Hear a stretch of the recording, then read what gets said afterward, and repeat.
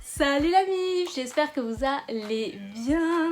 Donc franchement j'espère que vous allez tous bien en ce temps de confinement parce que c'est pas facile pour tout le monde.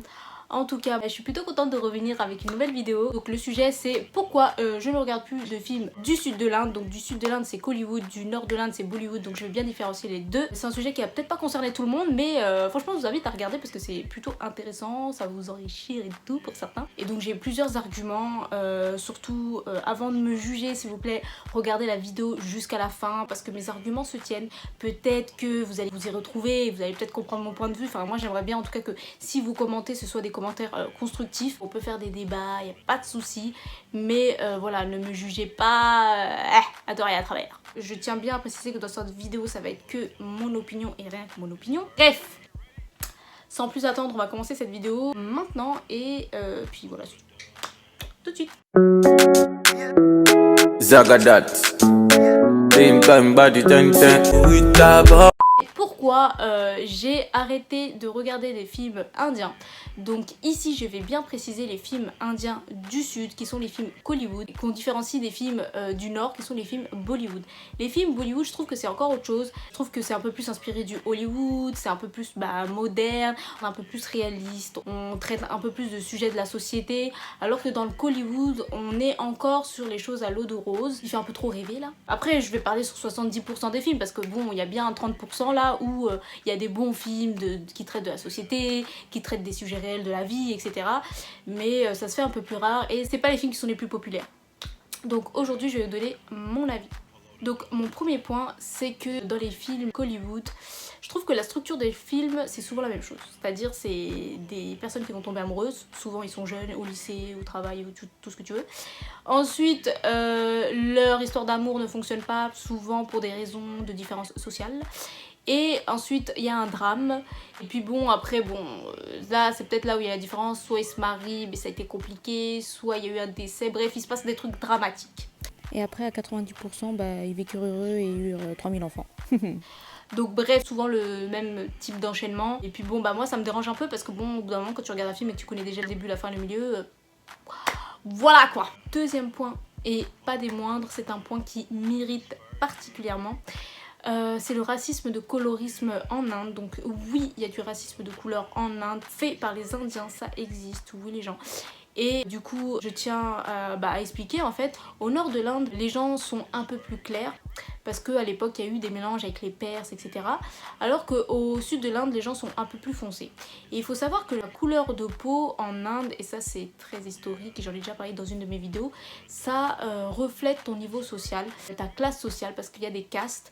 Et donc plus t'es foncé et plus ça signifie que ta famille ou toi-même etc. vous travaillez dans les champs, vous faites des travaux manuels, tandis que ceux qui sont clairs de peau travaillent dans des choses un peu plus intellectuelles, dans des bureaux, etc.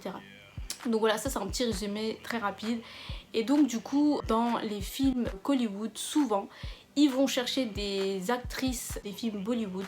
Et je précise bien que ce racisme de colorisme, c'est d'abord visé sur les femmes. Parce que les hommes, c'est autre chose, hein, ils ont le droit d'être autrement. Mais les filles doivent être claires de peau, c'est un critère de beauté. Donc du coup, ils vont chercher des filles du nord de l'Inde pour jouer le rôle féminin principal dans les films du sud. Et du coup, ça me dérange. Puisque en général les femmes du sud de l'Inde sont foncées.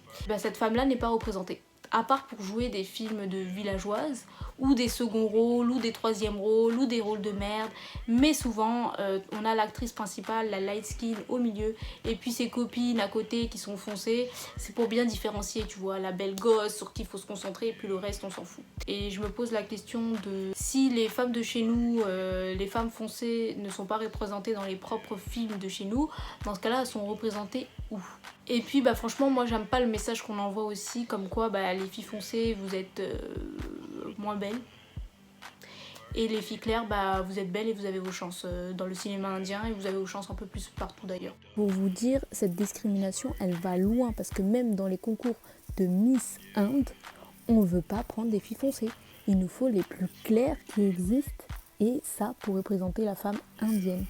Donc ouais non franchement moi j'ai plus envie de soutenir les films Kollywood parce que voilà je suis pas représentée et ça me dérange et du coup la flemme.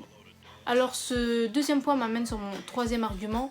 où pour moi dans les films Hollywood les femmes sont objetisées, c'est à dire que souvent elles ont la vingtaine, elles sont fraîches, elles sont belles, elles sont light skin, bref tout ce que tu veux, et dans les films leur mec il a 50 ans, 60 ans, mais en tout cas bref il a toujours 10, 20, 30 ans de plus, et je trouve que c'est un côté un peu malsain. Donc moi ça me dérange. En plus dans les films il y a toujours un graille, tu sais la meuf elle est toujours habillée de sorte que voilà les mecs vont kiffer et tout. Donc ouais, enfin ça me dérange. Et tout est basé sur le physique plutôt que sur l'intellectuel, en tout cas dans nos rôles. Je suis désolée, les femmes elles sont là pour une belle figuration on va dire. Aussi j'ajouterais que on sait que dans les films indiens il y a des clips, de la musique etc. Et souvent, je dis pas dans tous les films, mais sur 5 clips il va y avoir un clip où on va mettre une actrice qui n'a rien à voir avec le film. Elle est juste là pour animer les mecs. Elle va être habillée beaucoup plus open que l'actrice principale. Et puis bon bah ça va être très explicite en fait. Pour résumer c'est la tempe du film. Elle sera juste là pour une musique et juste pour faire plaisir à ces messieurs. Donc non franchement moi ça me dérange. En grandissant en fait je me suis aperçue de tout ça parce que c'est vrai quand tu regardes les films au second, au troisième degré etc. Tu fais pas attention à ça. Du coup on va arriver sur mon quatrième point qui se suit aussi, c'est que je trouve que la femme elle a un côté un peu soumission dans les films. Parce qu'en Inde on est encore sur une société un peu patriarcale. Et donc dans les films c'est très bien représenté. Souvent on a une femme... déjà dans les rôles... la femme c'est jamais le rôle principal premièrement, et c'est jamais une femme indépendante, forte, powerful, tout ça là qui fait des trucs de ouf. Non, c'est toujours l'amoureuse du mec. Donc voilà, ça dérange. Et puis souvent c'est une fille un peu bébête, voilà, elle est juste belle, elle sort d'une bonne famille et tout. Clairement elle a pas de plus-value intellectuelle, c'est juste comme je l'ai dit la belle gosse du film. Puis faut se contenter de ça les meufs. Voilà comment on est représenté nous les indiennes dans les films de chez nous. Alors cinquième point, je trouve que dans les films Hollywood on est encore un peu trop conservateur. Donc oui les histoires d'amour à l'eau de rose c'est joli, c'est beau, c'est poétique, c'est vraiment mignon, on est d'accord. Encore faut-il le regarder au second degré ou au troisième degré, parce que pour une jeune fille où on lui fait un bourrage de crâne sur ce type de film, puisque je vous l'ai dit à 70% c'est le type de film qui sort en Inde, je peux vous dire que quand on idéalise autant une histoire d'amour, parce que comment c'est représenté dans les films, c'est merveilleux. C'est le love forever and ever, et c'est toujours ton first one, tu te maries avec ton first one. Quand ça fonctionne pas pour une jeune fille, je peux vous dire que ça peut se conduire à des choses dramatiques. Et au-delà de ça, il n'y a pas de contact charnel, il n'y a pas de contact de bisous love. Et voilà quoi, en Inde, on n'est pas des extraterrestres. Oui, ça existe, oui, il y a les bails, ça peut se faire avant le mariage. Oui, il y a des filles qui restent pas vierges jusqu'au mariage, jusqu'à la vingtaine, etc. Donc on n'est pas des exceptions. Et du coup, je trouve que c'est un peu trop enjolivé. Et ce type de film peut avoir un impact psychologique sur des jeunes qui regardent ça quotidiennement. Parce que je me dis que la représentation de l'amour dans les films indiens, c'est tellement pur que le jour où voilà, il y a une personne qui fait les bails ou bref, qu'elle se fait larguer ou je ne sais quoi, ça peut être très dramatique. Ça peut même mener à des suicides en fait. Ensuite, mon septième point, je suis pas sûre qu'on est au septième, peut-être qu'on est au sixième, mais bon bref, peu importe, hein, comme je l'ai dit, on va tous les faire. Je trouve que dans les films indiens, il y a beaucoup de violence. Il y a toujours une scène de violence, elle est toujours hyper surréaliste, et c'est toujours l'acteur principal qui est le héros, il va se battre contre au moins 15 personnes, et il va gagner haut la main et sans une goutte de sang. C'est assez spécial, je peux vous le dire. En plus, ces scènes de combat, elles durent trop longtemps, elles sont chiantes. Et si vous regardez ça avec un enfant, un petit gars là qui grandit avec ça, je peux vous dire qu'il va reproduire ça à l'école et vous allez pas être content. Prochain point, et je pense que je vais un peu tout mettre dedans.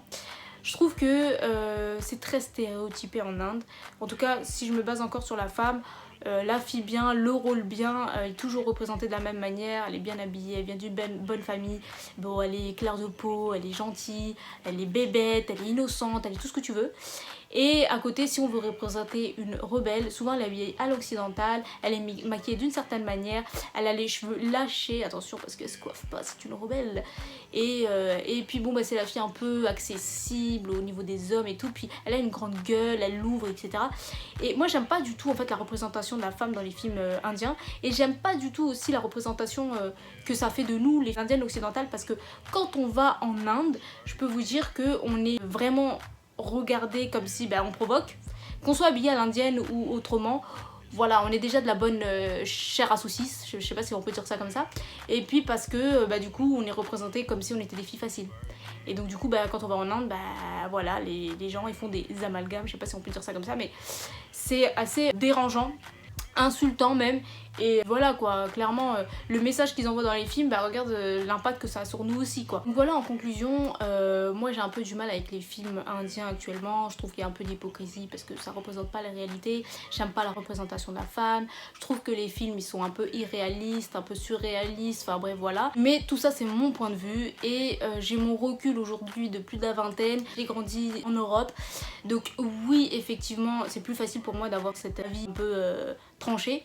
Mais il faut savoir que les films indiens ils sont destinés aux Indiens en Inde et qu'on n'a pas le même contexte, on n'a pas le même vécu, on n'a pas le même historique. Il faut savoir qu'en Inde c'est l'endroit qui, dans le monde entier, qui produit le plus de films, entre Hollywood et Bollywood assemblés. Ils sont même hors concurrence avec Hollywood puisqu'ils créent plus de films. Pour vous dire que c'est des films qui fonctionnent, c'est pour la population indienne, ça leur permet de fantasmer sur le monde, de voyager puisque bon bah tout le monde n'est pas apte à voyager, on n'a pas tous cette opportunité. C'est quand même des beaux films. C'est même des films qui sont populaires dans d'autres pays. Je sais qu'en Afrique vous adorez les films de chez nous. Bien sûr qu'il peut y avoir des impacts positifs et négatifs comme dans tout. De toute façon même dans les films américains, dans les films français ou autres, tout n'est pas bon à prendre. C'est juste que moi aujourd'hui je donne mon regard. Mais en tout cas moi aujourd'hui je suis plus dans une optique powerful woman. J'ai envie d'apprendre des choses, j'ai envie de m'inspirer des femmes fortes. Les films indiens m'apportent beaucoup moins de choses au niveau des valeurs de la femme. En tout cas j'espère que vous avez aimé ma vidéo. J'ai essayé de faire au plus concis. Et donnez-moi vos avis parce que ça m'intéresse beaucoup. Et m'insultez pas là parce que je sais qu'ici il y a des gens là, ils sont pro film indien et qui vont être là en mode ouais tu comprends rien et tout. Bref, je vous fais des gros bisous et bon confinement. Yeah.